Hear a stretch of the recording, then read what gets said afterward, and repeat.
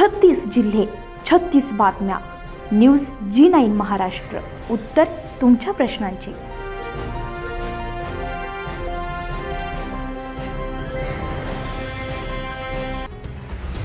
आज दिनांक 1 मे रोजी महाराष्ट्र दिनाचं औचित्य साधून लोहगाव येथे ध्वजारोहणाचा कार्यक्रम उत्साहपूर्ण वातावरणात पार पडला. यानंतर ग्रामसभेचं आयोजन करण्यात आलं होतं.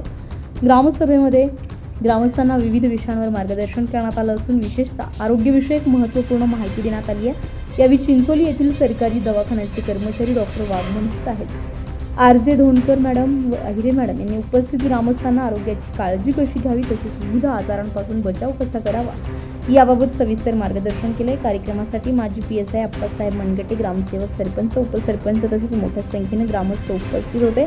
ग्रामसभेमुळे लोहगाव येथील विविध प्रश्नांवर चर्चा होऊन जनजागृती घडून आली. कार्यक्रमाचा समारोप उत्साहात करण्यात आला. महाराष्ट्र दिन कामगार दिनानिमित्त सर्व लोहगाववासियांना पहिले हार्दिक शुभेच्छा देतो. आज या ठिकाणी महाराष्ट्र शासनाने आपल्याला 1 मेच्या दिवशी विशेष ग्रामसभा घ्यायची. आपण अनेक ग्रामसभा घेतलेल्या आहेत, परंतु ही आरोग्य विभागाची ग्रामसभा असल्यामुळे नवीन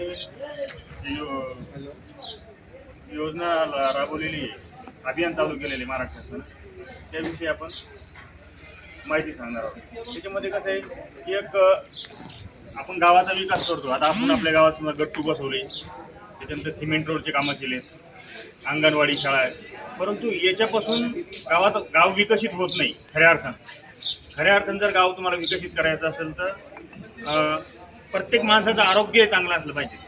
आणि आरोग्य चांगलं असलं पाहिजे त्यासाठी महाराष्ट्र शासनाने 18 फेब्रुवारी 2026 मध्ये माझं गाव आरोग्य संपन्न गाव हे अभियान राबवण्याचा विचार केला आहे आणि 1 एप्रिलपासून ते अभियान सुरू आहे. तर या अभियानामध्ये कसं आहे की पहिले तुम्ही प्रत्येकाचं जे आरोग्य आहे ते चांगलं सुधारलं गेलं पाहिजे. त्यासाठी जे सांसर्गिक रोग आहेत आणि असंसर्गिक रोग आहेत त्याला कुठेतरी रोखाव दिला पाहिजे, म्हणजे ते फैलाव होणार नाही त्याचा. त्याच्यामध्ये कसं TB म्हणजे क्षयरोग आणि कुष्ठरोग आहे, डेंग्यू आहे, मलेरिया आहे, हे कसं सांसर्गिक रोग आहेत, म्हणजे एकापासून दुसऱ्याला होणारे रोग आहे. त्याच्यामुळे या आजारावर आपण नियंत्रण करण्यासाठी हे आपले जे आरोग्य विभागाचे कर्मचारी आहेत, प्रत्येक आशा वर्कर आहेत आपल्या आयुर्वेदाई, हे जे घरोघरी सर्वेक्षण करतात, किंवा TBचं सर्वेक्षण किंवा कुष्ठरोगाचं सर्वेक्षण, त्यावेळेस आपले जे गावकरी आहेत किंवा नागरिक आहेत असं त्यांना कुठेतरी शंका वाटते की बा आपण याची माहिती देऊ नये किंवा याचा कुठेतरी प्रसार होईल. आपल्या घरात जर कोणी रुग्ण निघाला TBचा किंवा कुष्ठरोगाचा तर वाच्यता होईल, आपला अपमान होईल. पण तसं काही नाही. आरोग्य विभागाचे जे कर्मचारी ही माहिती आहे कुष्ठरोगाची किंवा TBची ही गोपनीय ठेवत असतात आणि त्याच्यापासून ते एक 6 महिन्याचा औषधोपचार असतो. TBचा एक 6 महिन्याचा औषधोपचार असतो. तो जर औषधोपचार घेतला तर तो आजार पूर्णपणे बरा होणार आहे आणि त्याच्यापासून घरातले जे लहान मुलं आहेत किंवा वृद्ध मंडळी त्यांना तो आजारापासून रोखल्या जाईल, म्हणजे इतरांना त्याचा प्रसार होणार नाही. पर्यायाने त्या कुटुंबात प्रसार झाला नाही म्हणजे शेजारच्या पाजारच्याला कोणाला होणार नाही. तसेच कुष्ठरोगही तसाच आजार आहे. कुष्ठरोगाच्या स्टेपनुसार त्याचा औषधोपचार केला जातो. जर तुम्ही त्याचा औषधोपचार केला नाही तर तुमचे बोटं गळणं, त्याच्यानंतर विकृती येणं, अशा प्रकारचे अनेक हे होतात. त्याच्यामुळे तुम्ही हे आजार लपवू नका. सगळं माहिती जी आहे आशा वर्कर यांना व्यवस्थित माहिती द्या. त्याच्यानंतर दुसरं जे प्रकार आहे तो असंसर्गिकमध्ये कसं आहे की आपण असंसर्गिकमध्ये हाय ब्लड प्रेशर म्हणजे BP, शुगर आणि कॅन्सर यासारखे आजार होतात. तर हे आजार हे सांसर्गिक नाही. तर हे आजार कशामुळे होतात?